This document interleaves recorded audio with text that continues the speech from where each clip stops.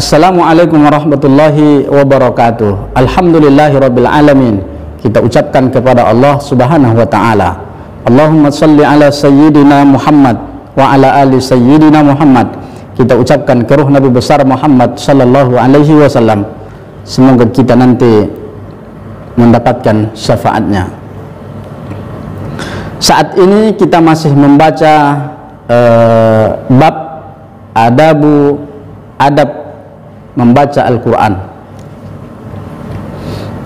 Kali ini kita masuk kepada fawaid yang keempat. Orang yang paham dengan artinya, dengan maknanya ketika mau dia membaca Al-Quran, maka dia mendapat 700 pahala kebaikan daripada Allah Subhanahu wa ta'ala dibanding orang yang membaca Al-Quran tapi tidak mengetahui maknanya. Man qara'al Qur'ana, siapa yang membaca Al-Quran ma'a ma'rifati ma'nahu, dia tahu apa yang dia baca, dia tahu terjemahannya, dia tahu maknanya, dia tahu artinya apa yang dia baca.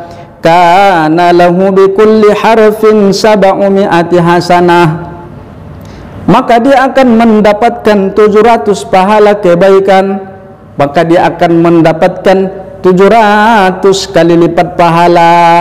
Penting Bapak Ibu yang dimuliakan oleh Allah, ketika dibaca ayat azab kita pun merasa berada di dalam neraka, maka ketika membaca ayat itu kita pun bisa menangis. Ketika membaca ayat-ayat surga kita pun bahagia, terbayang dengan surga. Kapan ini didapat?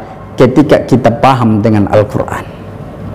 Ketika Al-Quran berbicara tentang kedua orang tua kita, maka kita pun merasa berbakti tentang orang tua.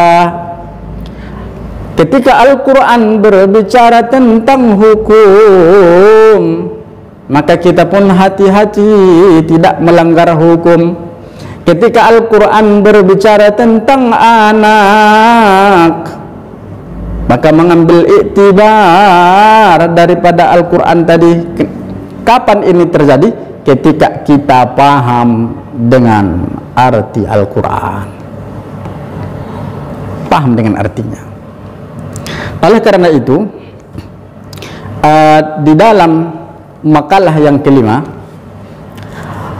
kana salafu, orang-orang salaf dahulu, orang-orang yang terdahulu, yu'allimuna auladahum ayatan minal qur'ani ma'a ma'naha wa sababi nuzuliha wa makaniha aw ma hadza ma'nahu.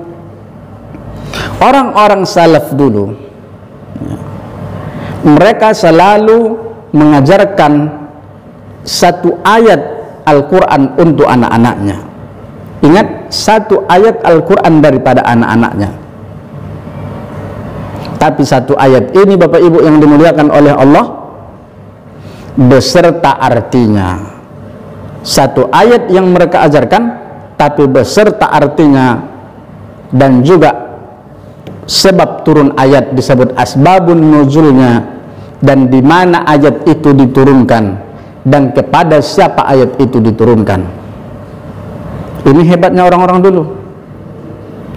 Jadi orang-orang dulu itu mengajarkan kepada anaknya tentang ayat-ayat itu, artinya apa, asbabun nuzulnya apa, kemudian tempat turunnya di mana, dan ayat itu untuk siapa. Jadi jelas. Semoga dengan bercermin kepada ulama-ulama kita, kita pun bisa mengajarkan ini kepada anak-anak kita. Terima kasih. Assalamualaikum warahmatullahi wabarakatuh.